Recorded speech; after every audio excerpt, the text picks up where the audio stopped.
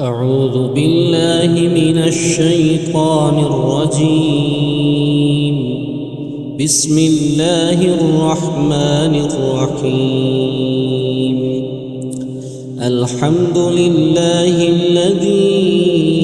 أنزل على عبده الكتاب ولم يجعل له عوجا قيما لينذر بأسا شديدا من لدنه ويبشر المؤمنين الذين يعملون الصالحات أن لهم أجرا حسنا ماكثين فيه أبدا وينذر الذين قالوا اتخذ الله ولدا ما لهم به من علم ولا لآبائهم كبرت كلمة تخرج من أفواههم إن يقولون إلا كذبا فلعلك باخع نفسك على آثارهم إن لم يؤمنوا بهذا الحديث أسفا إنا جعلنا ما على الأرض زينة لها لنبلوهم أيهم أحسن عملا وإنا لجاعلون ما عليها صعيدا جرزا أم حسبت أن أصحاب الكهف والرقيم كانوا من آياتنا عجبا إذ أوى الفتية إلى الكهف فقالوا ربنا آتنا من لدنك رحمة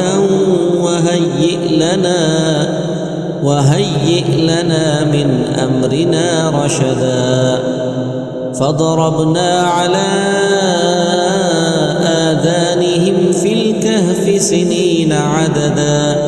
ثم بعثناهم لنعلم أي الحزبين أحصى لما لبثوا أمدا نحن نقص عليك نبأهم بالحق إنهم فتية آمنوا بربهم وزدناهم هدى وربطنا على قلوبهم إذ قاموا فقالوا ربنا رب السماوات والأرض لن ندعو من دونه إلها لقد قلنا إذا شططا هؤلاء قومنا اتخذوا من دونه آلهة لولا يأتون عليهم بسلطان بين فمن أظلم ممن افترى على الله كذبا وإذ اعتزلتموهم وما يعبدون إلا الله فأووا إلى الكهف ينشر لكم ربكم من رحمته ويهيئ لكم مرفقا وترى الشمس إذا طلعت تزاور عن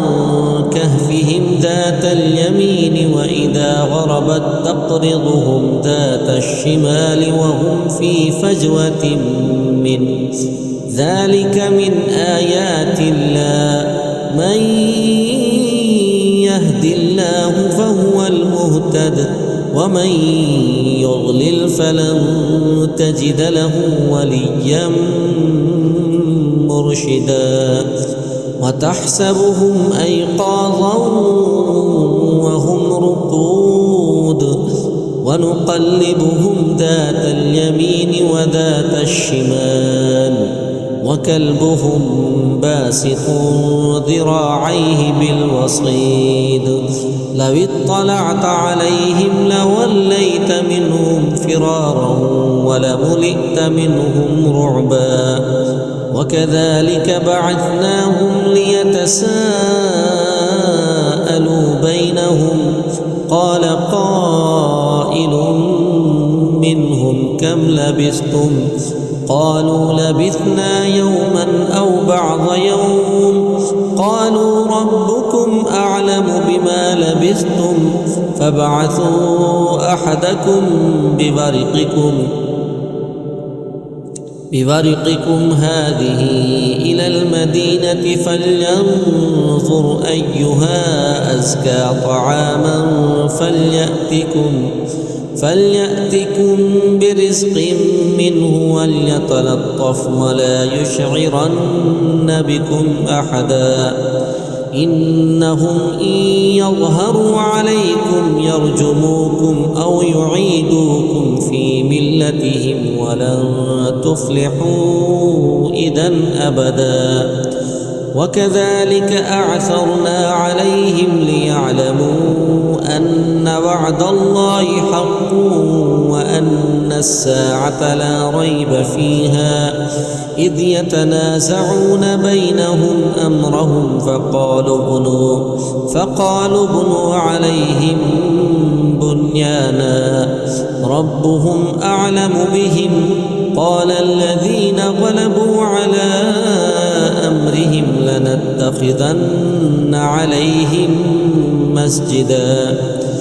سيقولون ثلاثة رابعهم كلبهم ويقولون خمسة سادسهم كلبهم رجما بالغيب ويقولون سبعة وثامنهم كلبهم قل ربي أعلم بعدتهم ما يعلمهم إلا قليل فلا تمار فيهم إلا مراء ظاهرا ولا تستفت فيهم منهم أحدا ولا تقولن لشيء إني فاعل ذلك غدا إلا أن يشاء الله واذكر ربك إذا نسيت وقل عسى أن يهديني ربي لأقرب من هذا رشدا ولبثوا في كهفهم 300 سنين وازدادوا 9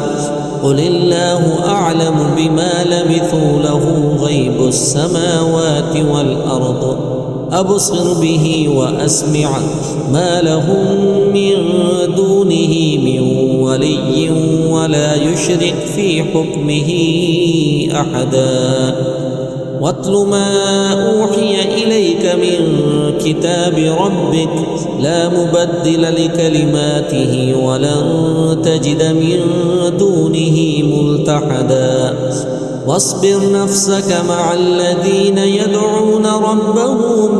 بالغداة والعشي يريدون وجهه ولا تعد عيناك عنهم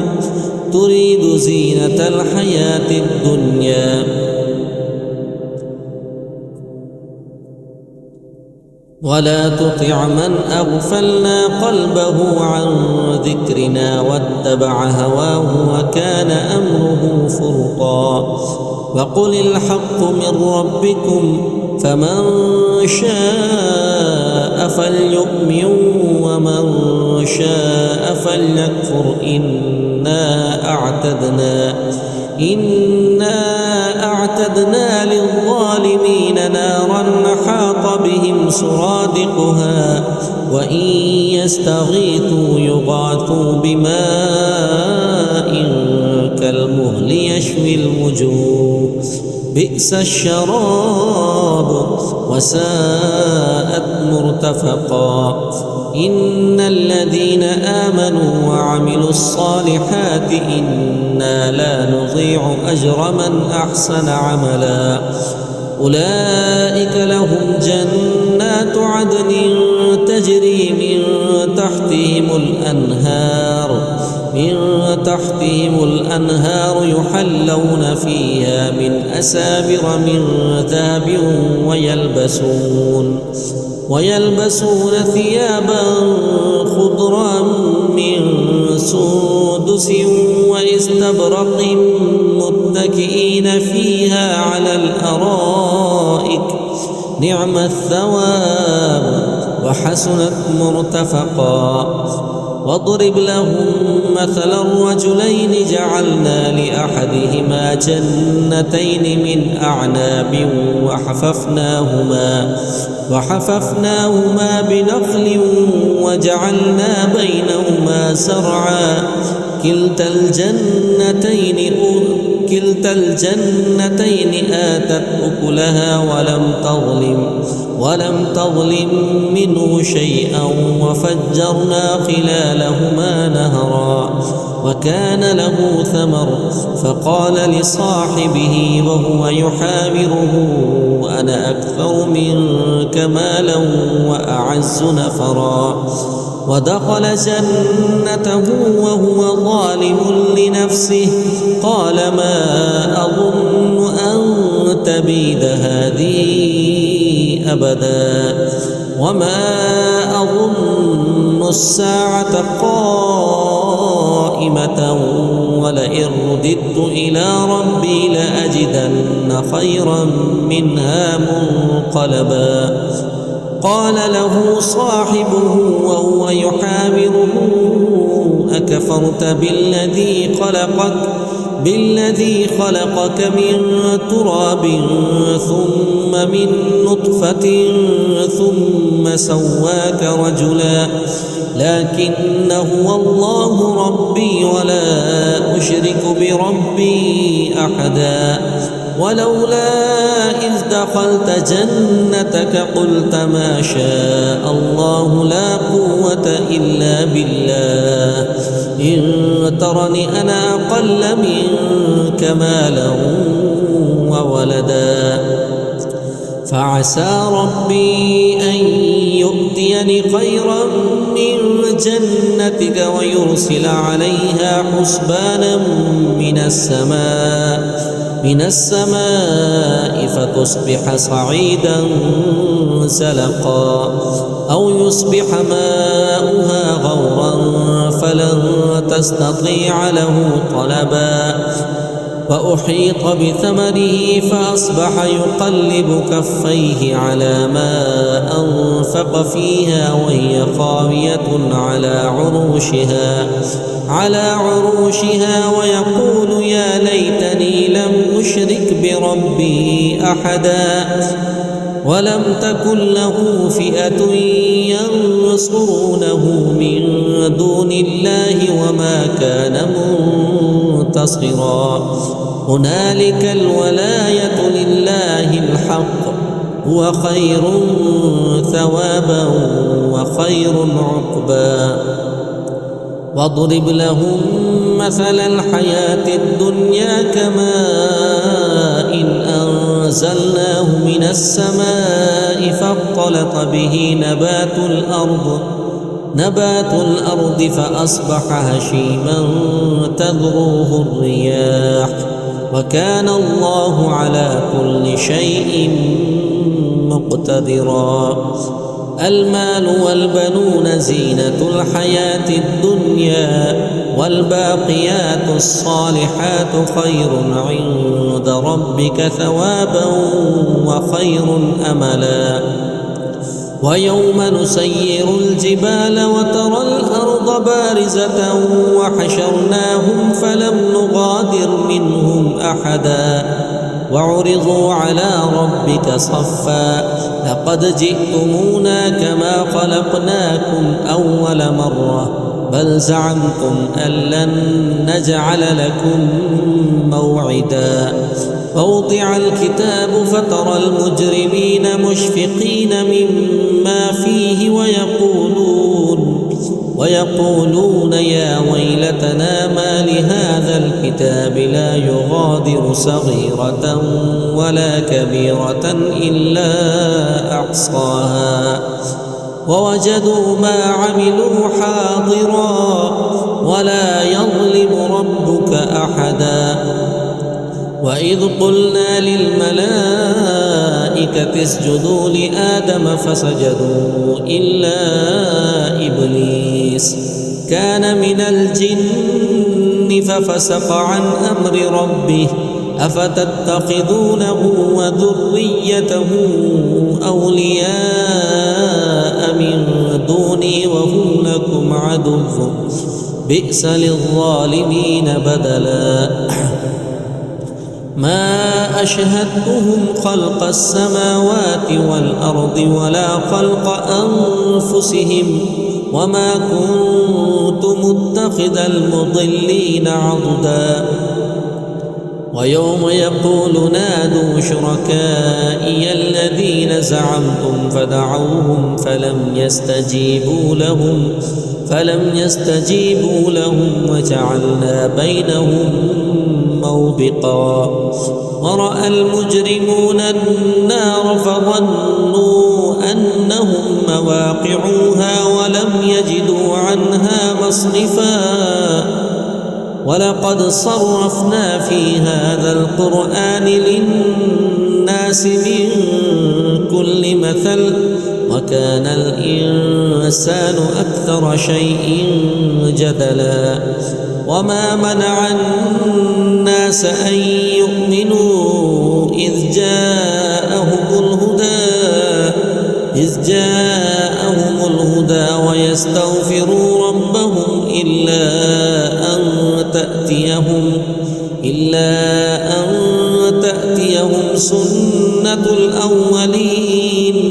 سنة الأولين أو يأتيهم العذاب قبلا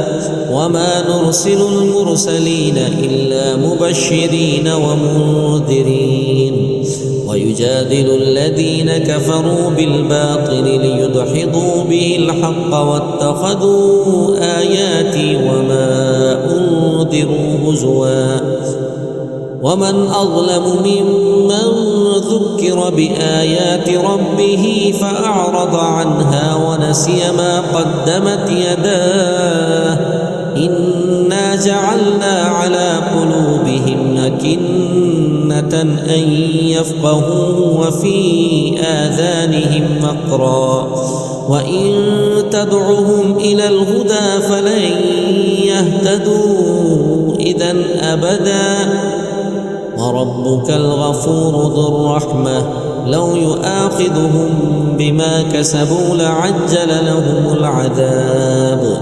بل لهم موعد لن يجدوا من دونه موئلا وتلك القرى أهلكناهم لما ظلموا وجعلنا لمهلكهم موعدا وإذ قال موسى لفتاه لا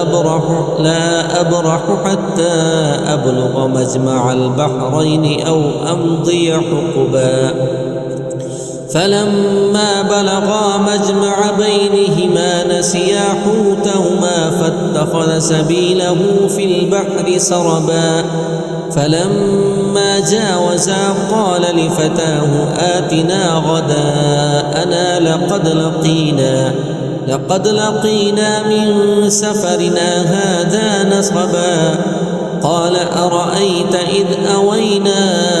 إلى الصخرة فإني نسيت الحوت وما أنسانيه إلا الشيطان أن أذكره واتخذ سبيله في البحر عجبا قال ذلك ما كنا نبغي فارتد على آثارهما قصصا فوجدا عبدا من عبادنا آتيناه رحمة من عندنا وعلمناه من لدنا علما قال له موسى هل أتبعك على أن تعلمني مما علمت رشدا قال إنك لن تستطيع معي صبرا وكيف تصبر على ما لم تحط به خبرا قال ستجدني إن شاء الله صابرا ولا أعصي لك أمرا قال فإن اتبعتني فلا تسألني عن شيء حتى أحدث لك منه ذكرا فانطلقا حتى إذا ركبا في السفينة خرقها قال أخرقتها لتغرق أهلها لقد جئت شيئا إمرا قال ألم أقل إنك لن تستطيع معي صبرا قال لا تؤاخذني بما نسيت ولا ترهقني من أمري عسرا فانطلقا حتى إذا لقيا غلاما فقتله قال أقتلت نفسا زكية بغير نفس لقد جئت شيئا نكرا قال ألم أقل لك إنك لن تستطيع معي صبرا قال إن سألتك عن شيء بعدها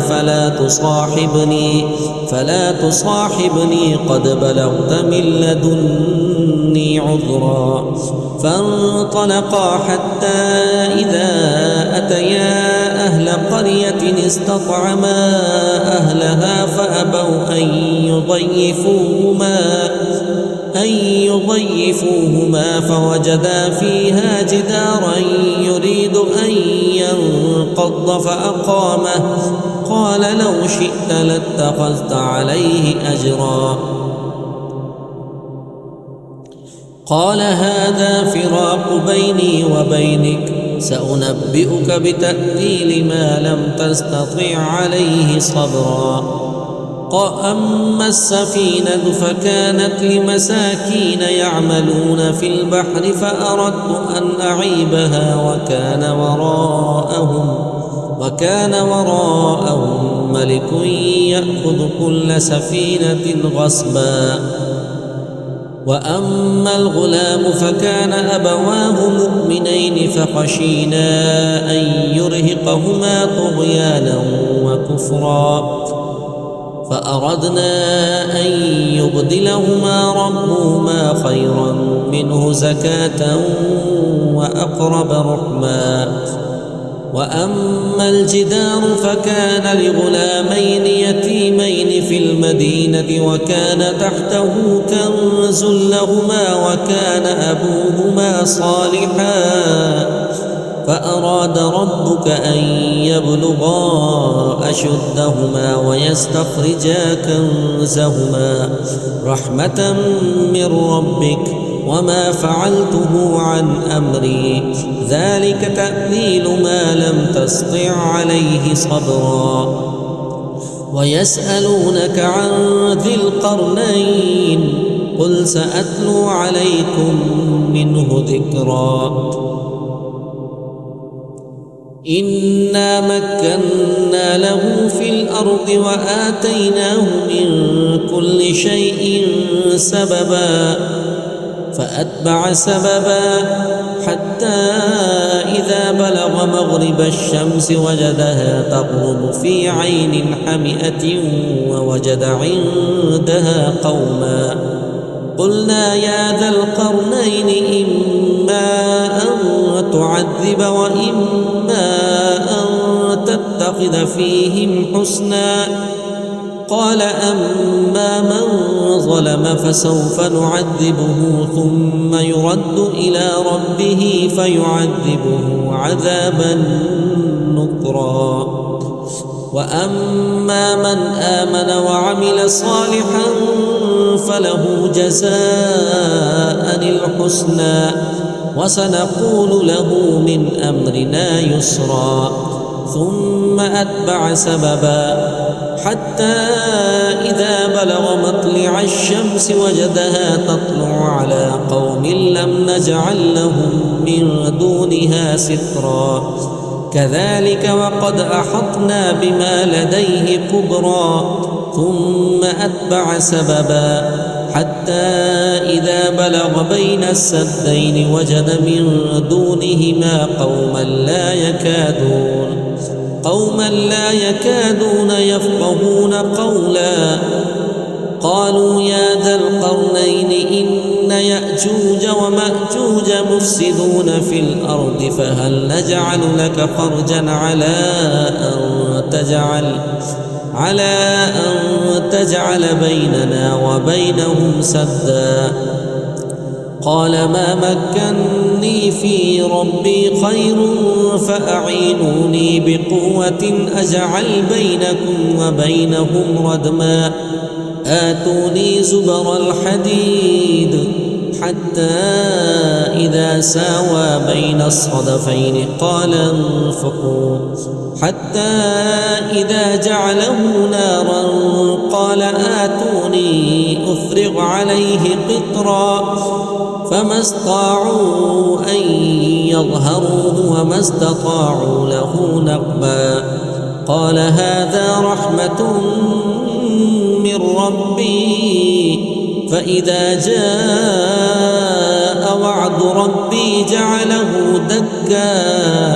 وكان وعد ربي حقا. وتركنا بعضهم يومئذ يموج في بعض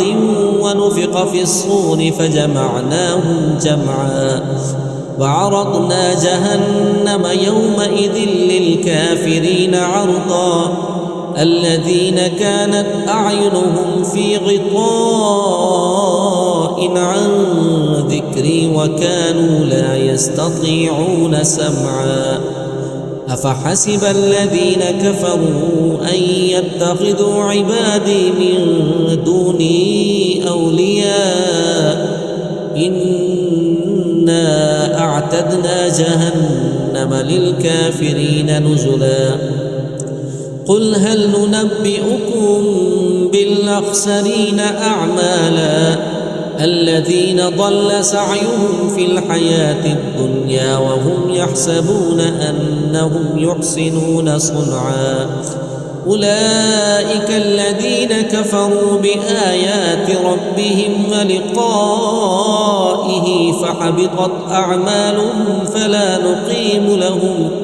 فلا نقيم لهم يوم القيامة وزنا. ذلك جزاؤهم جهنم بما كفروا واتخذوا آياتي ورسلي هزوا. إن الذين آمنوا وعملوا الصالحات كانت لهم جنات الفردوس نزلا خالدين فيها لا يبغون عنها حولا. قل لو كان البحر مدادا لكلمات ربي لنفد البحر قبل أن تنفد كلمات ربي ولو جئنا بمثله مددا. قل إنما أنا بشر مثلكم يوحى إلي أنما إلهكم إله واحد. فمن كان يرجو لقاء ربه فليعمل عملا